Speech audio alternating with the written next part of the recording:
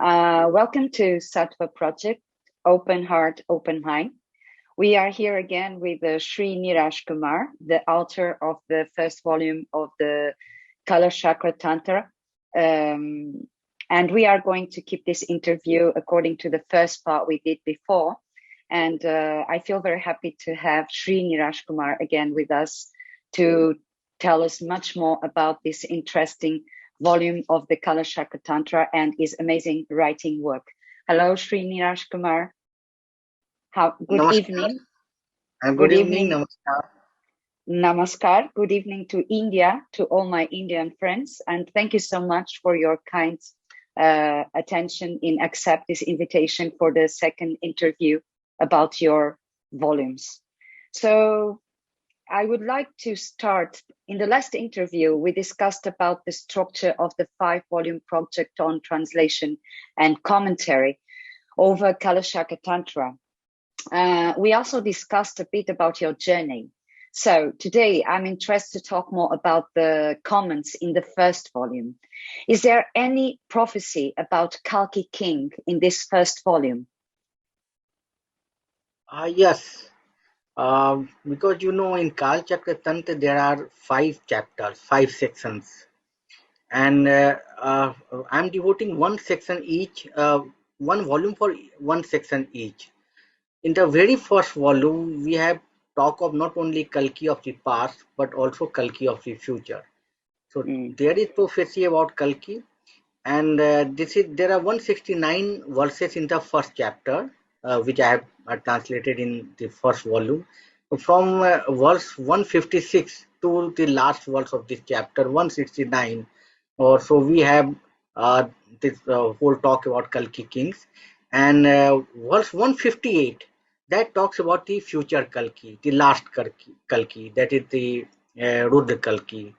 And in 159th verse, the Tantra writes, Rod Yuddhang Bhavishyat. Bhavishyat means it is being prophesized that there will be a very, very intense war in future. So, and there we also find how the last Kalki will be killing the king of demons, Krinmati. That is very interesting. People generally think the last Kalki king will kill the king of barbarians. But the Tantra talks about 2 different kings. One is Malachendranath, the king of the barbarians, and another is a Krinmati. So, Lord Kalki, the last Kalki, will not kill the Malachendranath, means the king of barbarian. The Kalki will kill the Krinmati. So who is Krinmati? So Krinmati is basically the king of demons. So that itself is very confusing. What is demon and what is barbarian? So, Yes. But we have discussion about these 2 evil kings, wicked kings, to be killed by Kalki and his companions. Thank you so much. Wow, interesting. And what is a Kalki? What are the qualities of a Kalki, Sri Niraj Kumar? See, Kalki term itself, if we see the Sanskrit roots of the Kalki term, is Kalk. Kalk means paste, what we call cementing, to glue. So that is Kalk. So in a way, how I have foreseen that Kalki is basically a unifier of different races, different worldviews. So for me, which I have written in my introduction also, that Kalki is the epitome of synthesis. He is the paragon of globalization. Then another meaning we find Kalki, he has got an indestructible body. He has Vajradeha, and he has mastered the bodhicitta, therefore he has the Vajradeha, and he's like a vaccine. You see what happens in vaccine. You take the germ and then you process it and you inject it back, and then you get protection from that. So Kalki is also like a vaccine. He takes on wicked qualities of violence. Okay, he processes the same, and then he injects into the outer human world to transform Kali into Satyuga. That is dark ages into age of Dharma. So, or if we can compare with alchemy, you see how a processed mercury So that transmutes metal into gold. So similarly, Kalki, he transforms the world of wickedness, Kali Yuga, into into a Shambhala. And Kalki is Oh. also not Kalki is different from Dhyani Buddha. He's not like Amitabh. He's not like Amuk Siddhi. So these Dhyani Buddha, they live in heaven, they live in pure land. But Mm. Kalki is very much human. Okay, so Okay. Kalki's pure land is not in some heavenly place. It is very much terrestrial. It is very much on earth. Zambala is on earth. And Yeah. for Kalki's Zambala, this is basically a land of peace, prosperity, happiness, Mm. then abundance, liberty, creativity.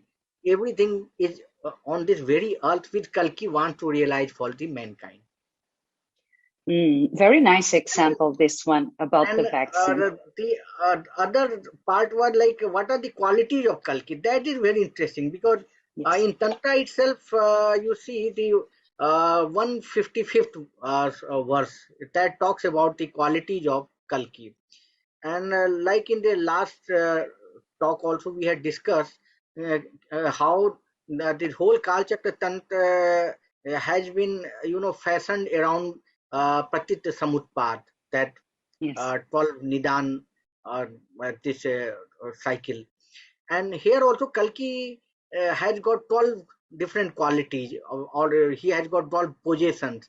So Mm. that is mentioned in the verse 155 of the Tantra. And I'm just listing, that is very interesting. Bindu, that is Bodhicitta, he has mastered the Bodhicitta. Sakti, Sakti is wife. So he has a wife. Oh. Anjan, that is eye ointment. We must have seen in movies also how Arab warriors they used to apply this Oh. coryllium here. Yeah, Yes. and then Garuda, the eagle, Yes. and then river Ganga, Sursari, and river Ganga is only found you see in this part of the world. Then Kalki possesses Narad. Narad is messenger of God. That means he has got a very good intelligence system also. And Oh. he has got Kamdhenu. Kamdhenu is a cow which can, which can give milk as per endless amount of milk. So, and then Kalki possesses Durg fort. He has Vidyut. Vidyut, I will say in terms of the energy, electricity, Mm. lightning. And then he has got very good knowledge, Vidya. Then he Vidya. also possesses the Param Kala. Param means supreme, Kala means the Mm. digit. So that is Nad. So if one wants to decode what is this Akshar Param Kala in the Tantra, it is the Nad. So Mm. Kalki has realized the Nad state of Nad. And Kalki also has a divine language. So Mm. Kalki has a wisdom body and he knows entire Ved, logic, treatises. He can speak of past and future, and moreover, he had different personality. Like for Mm. good people, he's very humble, but for for the wicked people, he is very tough. So and that we find the explanation in the last chapter, which I have not discussed in the first volume. So Mm-hmm. the verse 256 of the fifth chapter that mentions that Kalki he looks young also, and at the same time he looks like an old man. So he has got Oh. contrasting personality. He is in company of women, and yet he follows. He's a brahmachari. He follows abstinence. He is very compassionate, but for the sake of welfare of mankind, he can kill the evil people. So in a way, and Kalki is very soft spoken, but he's very tough with the wicked. He's Yeah. very cruel with the wicked people. So, and though he is liberated, but he comes to this world only to mature other mankind Oh. to get liberation. So, this is very interesting. When we come to the last the volume, then we'll be discussing all these things. Okay, so when we go to the fifth volume, you will talk more about Kalki. Is this? You will Yes. describe a lot about Kalki. That's very interesting. Well, um, please elaborate about the hate Dharma kings and the list of Kalki kings, please. See, in the Tantra, there is no mention of Dharma kings. Yeah. Okay. Then there is no mention of, the Kalki list of 20. The Tantra only mentions about 25 Kalki kings, reign Yes. of 25 kings. Mm-hmm. It does not name the Kalki kings. So only two Kalki kings have been named. The first, yes, and the last, Rodl Kalki. So now let us come to the where from these lists have come. These lists have come from the Vimal Prabha commentary. And what is Vimal Prabha? Vimal Prabha is the first commentary on the Kalacakra Tantra. It was written by Pundrik, and in the there are few briefs before the translation starts. So in one of the third brief, Pundrik writes about list the uh, eight Dharma kings, and these are first Dharma king is Suchand, to whom the Kalachakra Tantra was revealed by Adi Buddha, and then Sureshwar, Teji, Somdat, Suresan, Murti, and then I think Sureshwar. So there are these are the seven, and eighth Kalki king is Yas. Then eighth Dharma king. Then you just see there are in a way two lists. There are eight Okay. Dharma king and 25 Kalki kings. So eighth Dharma king is Yas, and he is also the first Kalki king. Okay. Oh. And after the end of 25 Kalki kings, then the last Kalki comes. So that means Oh. last Kalki is 33rd in the list, because we have got 33. seven Dharma king, then Yes. 25 Kalki king. Yes, is in both places, so 32, and then the last Kalki king, Rudra Kalki, come. So he will be 33rd. He will not be 34th. So there is a lot of confusion that whether he is Mm. 25th Kalki king or 26th Kalki king, Mm. 26th Kalki king. So the Tantra clearly mentions he will come after the end of the reign of 25th Kalki king. That means he is the Yes. 26th. Okay. Yes. So that clears the confusion also. Very good. Thank you so much for clarifying that also. That's very interesting. And do you have the names of the Kalki kings in the Tantras, or is it seated only in the Vilma Prabha commentary? As I just stated, it is only two Kalki kings are named in the Tantra. The first Kalki king, yes, and the last Yes. Kalki king, Mm. Rudra Kalki. And Mm. the whole list is in the third brief of the Vimal Prabha. It is not in the main Mm. Tantra. So Mm. main Tantra does not talk about Dharma kings. It is Okay. again I will say innovation of the Vimal Prabha. Very well. So, what do you think the list is historical, imaginary, or a mixture of both? Hmm. I think it's a mixture of both. And I need to go back a bit Mm. into the early tradition of Buddhism.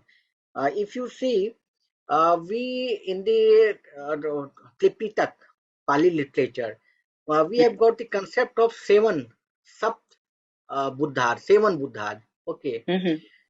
that is in Theravada. And then the Mahayan literature comes, Buddha ones that mentions about 29 Buddhas, but Mm. that includes the seven Buddhas.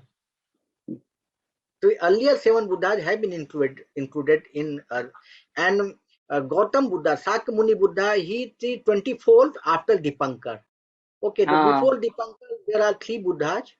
Okay, yeah. then Dipankar, then the last 24th is Sakyamuni Buddha. After Sakyamuni comes Maitreya Buddha. So that Maitreya. completely comes total 29. So I think similar list. You just see seven and this 24 that had been just increased by one 8 and 25. So I think they have adopted from the past literature, and Mm. it's quite innovative. But when we go through the list of Kalki kings, then something very surprising comes. Like I will just check out from Please.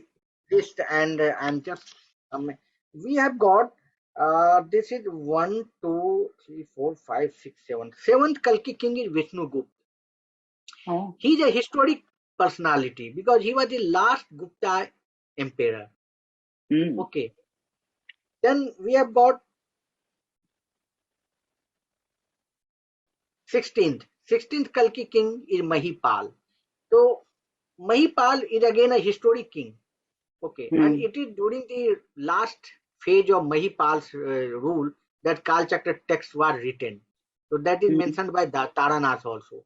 So Mahipal is a historic figure, but his name has been put into the list of Kalki kings. So Yes. you just see, we can't say it's purely imaginary because they are putting up the Gupta king because the Magad was ruled by the Gupta ruler. So they have put Vishnu Gupta there, then they have put Mahipal. Then after Mahipal, another Pala king has been named, that is Sri Pal. Then we have got Yes. Hari Vikram again. Hari Vikram is a historic king. So because we find the mention of Hari Vikram calendar, reign of Hari Vikram in the Vimal Prabha manuscript itself. So we see how it's a mixture of some historical kings they are placing and some literature they are taking. In fact, what I have argued in the book that Suchanda himself is a historic king and he ruled Arakan region. So that I've discussed while locating Shambhala in real geography. So Yes. the first Dharma king Suchandra himself is a historic figure.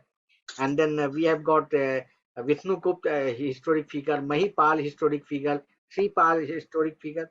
So it's a mixture of both. Yes, it's a mix of both then.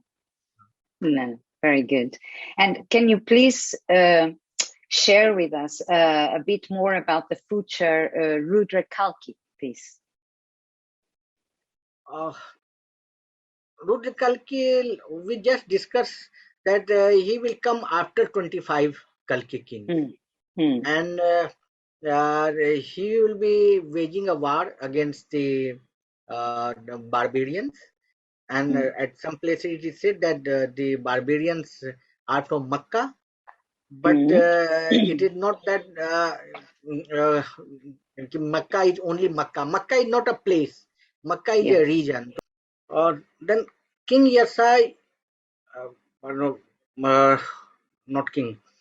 King Yasai is coming 600 years after Buddha, and after 800 years after King Yasadi, this calendar is coming, Islamic calendar. So, and that is counted not as 622 but as 624. Now, what the Tibetan tradition is doing, they are just adding 100 years for each Kalki king. So, say from time of King Yasa, they are just adding 800 years took place till Hijri calendar came in 624. So after that, there are again, you see, 1700 years you have to add for remaining 17 Kalki king, that becomes 23, 24. And then, so that way, and then the Rudra Kalki king comes, he's the 26th, so he comes in 24, 24. This is what they are saying. But now let us examine. See, where King Mahipal, we know he's a historical man, where he stands, because Kalachakra was composed during Mahipal's time. And this Kalachakra Tantra was composed a bit in 1027 AD. The composition started because this has been mentioned in the Tantra itself. Yeah. You see, Tantra itself says that the composition is starting 403 years after Hijri calendar. So it is there in the Tantra.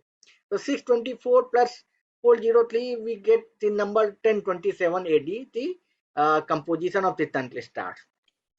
And this Tantra has been composed during Mahipal's time. And we know when Mahipal was there, Mahipal was during the 1030s, and he left it, he died in 1030, 1036, 1037. So that is, there is a confusion of 1-2 years, either 1036, 1037. So see, so Mahipal died in the year 1037, and Mahipal is at what number in the Kalki Kings?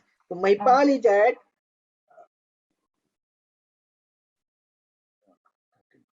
he's at number 16. 16. Okay. So number 16. So after Mahipal, only 10 more Kalki kings have to come. So even if you add 100 years each for one Kalki kings, then it becomes 1000 years. So Yes. if Mahipal died at around 1030, 1030, 70, then the time of the last Kalki, Rudra Kalki, that falls in 2030, 2035. So my own calculation based on Kalacakra Tantra is that the time of Rudra Kalki is already ripe. Okay, Oh, so there is no need to wait for 24 AD. By that yes. time, our world will be controlled by artificial intelligence. We human will be very fringe element there. So the time is ripe as per the Tantra, and this whole I will say business of 24 AD is Mm. based upon misinterpretation and ignorant reading of the text. Like misinterpretation and ignorant reading of the text, in your opinion, right? Yeah. Okay. So, by your readings, is Raudra Kalki as to emerge, and this is the time? Yes, that I told you because if Mahipal was the Yes. 16th Kalki king and Mm. he died around 1036, 1037, then the 26th Kalki king's time is already on, Okay. and it is now, the Oh, it power of is now. now. The power of now. Yes.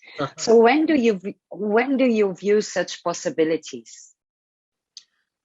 So while going through, because in Kalchakrattan, they always talks about balance, the Yeah. middle point. It may be in time, it may be in breathing, in anything, the middle point of any system. So, if we see the movement, planetary movements, and all the things, so basically it is equinox, which is very Equinox. important Yes. for the Kal Chakratan because days and nights are equal. Yes. So, and we have got only two such days. Okay, so I myself say if on an equinox there is a solar eclipse, that is the most powerful time to practice Kalchakra Yes. or Yes. system. Okay, so I was just going through when do we have any solar eclipse coming in near future, which is on equinox day, either it is a spring equinox or the autumn equinox. Then Mm. I have seen from the NASA's catalog of solar eclipses for future also. Mm. So I found that in the year 2034, on 20th March, we have this equinox, and on same day we have got a very powerful total solar eclipse.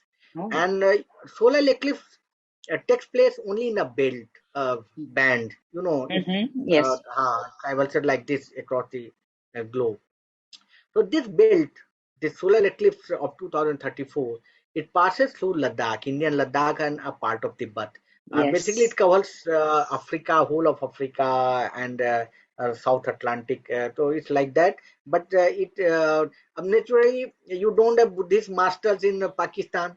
Yeah. So even if it is passing through Pakistan, so Yes. for us, even if the solar eclipse is passing through Pakistan on an equinox day, it is not that much important. But Mm. passing through Ladakh, that makes it very important because Ladakh is a Buddhist place, and Ladakh, it is all. It has been a crossroad of civilization also, and many of the text things in the Kal Chakratan.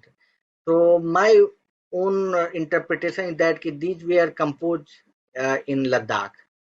So Oh. I think the solar eclipse of March 2034. So that is going to be very important for a Kal Chakra practitioner. And we don't know what is going to happen from Ladakh, but Ladakh is going to give us surprises. He's going to give us surprises. So, do you think this is the reason for His Holiness the Dalai Lama to camp in Ladakh for a month annually since last 1.5 decades? His Holiness has been visiting Ladakh almost every Yes. year from 2008. Yes. And this year he stayed more than a month. Earlier he used to stay only for a month, but Yes. and in 2014 he held a huge Kal Chakra initiation ceremony there. And in fact, there is a Kal Chakra ground also in Leh. Indeed. And that is a huge ground in the shape of Kalachakra Mandala. So we don't know, but His Holiness may be having some inkling Yes. about the future of Ladakh and its connection with Kalachakra. So we don't know. They are masters, so they know it better. Yes. Yes. So possibly they have foreseen the arising and the preparing the place for his arrival. Possibly it is possible. Is it He has the possible? inkling. He has the inkling, and therefore Ladakh is very important for Himalayan Buddhists nowadays. Yes, I understand. Yes, I think maybe yes. So will it be Panchen Lama? Sixth Panchen Lama is claimed to have stated that he will be born as the last Kalki king.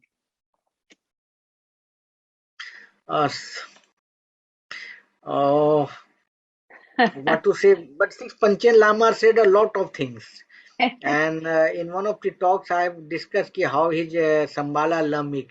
So that is not even a visionary travel account, but that is based upon the travelogues which he has been, narrated by Gosai monks, mendicants from India, particularly Purangir. So, but he popularized this Kalachakra system a lot. Now you see, Panchen Lama, he belonged to the Geluk tradition, Gelug tradition, and yeah. he sometimes claimed he is King Yasa, Yeah. and then he will be the last Kalki king also. On the other hand, when we see Mongolia, and we know that Shambhala in Mongolia is uh, a Khamarkin monastery in the Gobi Mm, Desert. So mm. that is a Nyingma monastery. That is Yes, not it's Gelug. enigma. So their prediction is that the last Rudra Kalki, the last Kalki king, Rudra Kalki, he will be emanation of Guru Padma Sambhav. So it's so much confusion, but I don't foresee that Panchen Lama becoming, because uh, this Geluk tradition that did not have much to do with Kalachakra tradition. Okay, Yes. so Geluk sect, it was being carried basically by older traditions, and then Mm. Kagyu Paj. Yes. So perhaps Panchen, six Panchen Lama politicized it, and Oh, yes. he had already sent a painting of King Suchanda to the Manchu emperor, and Mm-hmm. thereafter he also went to celebrate 70th birthday of the Manchu emperor, and then he composed poems there for to be reborn in Shambhala. Yes, So then yes, he wrote this account of visiting Shambhala in vision, and which yes, I found it was not even vision. So what he predicted, I think I don't have much faith or what he had prophesied about himself. It's very political kind of a statement. mm. Means maybe it's a bit of a myth. It's not Yes. proper based on Uh, facts. Is this uh, right? Okay, very no, good. I won't say even myth. I will say it was just a political tool. You see, Oh, this is very funny. Some of the lamas when in the early 20th century, so mm, they were promoting King Jar at the White Kalki, okay, mm. and Russia, communist Russia at Sambala, and we are finding these Mongolian lamas in Gobi, particularly Oh, Nyingma lamas. They oh, are promoting Japan at Sambala. There's so much confusion. yes, yes, So yes, these are only political uses. Okay? If you want to, win the support of the kings, then you say you will be yes, here is the Kalki king and here is the yeah. Sambhala. I understand. Yes, it's not based on facts at all. It's just a Yes, political tool. Let's say like political. this. Very good. So, are there many? I mean, are there more storytelling what Yuval Harari claims about propensity of human minds?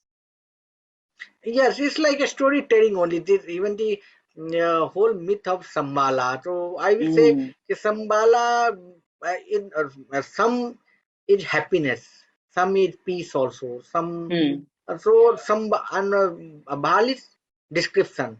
So Sambal, it is not Sambhala in the Tantra, it is Sambal. So Shambhala to describing a state of happiness, describing peace.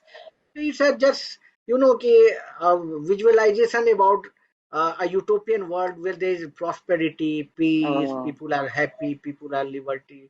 So I will say in a way all the things are yes part of storytelling, but the story to help us to live life and raft through this so much uncertainties in life. So those are also essential things. Yes. So, okay. Very good. My last question. Do you think the text was taught to King Suchandra by Shakyamuni Buddha himself, as consciously preached by His Holiness the Dalai Lama, the greatest Kalacakra master of our times? See, I don't foresee that Shakyamuni Buddha preached this text. Reason being, this text talks about Islamic calendar. So Islamic calendar was not during the Shakyamuni Buddha. It talks about Baghdad. Baghdad was founded in 8th century.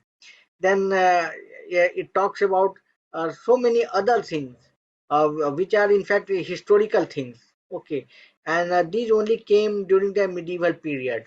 So I don't think what His Holiness said that this was taught by Sakyamuni Buddha himself at the Dhanakatak near Amravati. So I don't agree with that because the text itself reveals that it was, and when the text itself says it is composed in 1027 AD, it is written in the 26th verse of the text, 403 years after this Hijri calendar, okay, Malech calendar, this text is being composed. So it cannot be taught by Sakyamuni Buddha. I understand. I see. Very good. So cannot be taught by Shakyamuni Buddha. Interesting. Wow, I'm very curious. I think for today we stay here in this question because I don't want to lose the enthusiasm for the next interview. And I think we have so much to talk about this and to learn from you and from your translation of these volumes that is simply amazing. You see that is bringing new facts to what we know about the Kalacakra Tantra. So I would like to thank you for your time and for your kindness and generosity and sharing all your knowledge through your volumes of the Kalacakra Tantra and discussing this first volume with me and with Sattva Project. And I will take this opportunity to again invite you for a third one, where we will maybe talk about your second volume. What do you think about this? Very good. Sure, we can talk about. No, there are so many things to talk within first volume itself. So maybe some aspect in the first volume we can talk. Okay, then we can keep the next surprise for the next interview about the first volume. Wonderful. So it will be a pleasure to meet you again and to have you again talking about your studies about this volume and the perfect translation you did from the original Sanskrit text. So thank you so much, Sri Niraj Kumar, for your time and all the best. And I hope we can meet each other very soon in India. I do aspirations for that. Thank you very much, Sonia ji, for providing this platform to share whatsoever I'm learning with the wider community, and let us make this world a more happier, and better world. So thank you very much. Thank you so much. Namaste and have a good evening. And thank you so much for your time. Namaste. Namaste.